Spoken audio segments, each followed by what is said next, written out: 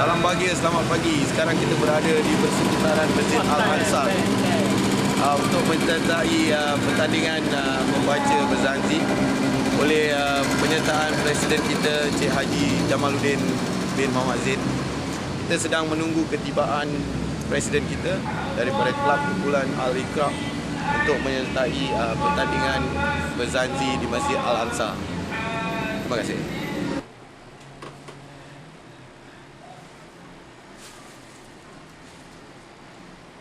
وقدمت عليه يوم حنين فقام إليها وأخذته الأريحية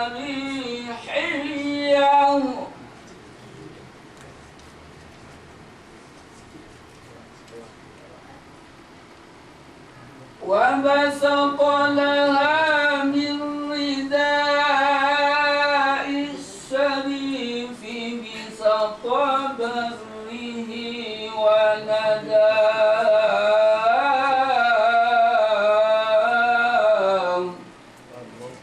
أرق عليه.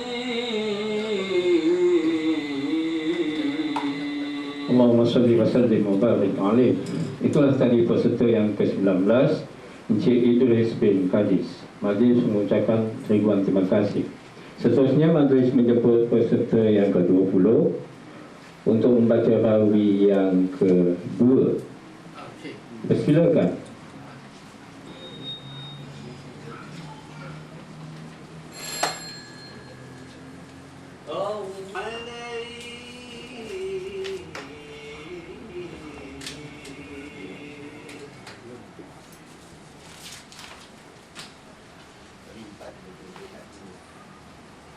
وَلَمَّا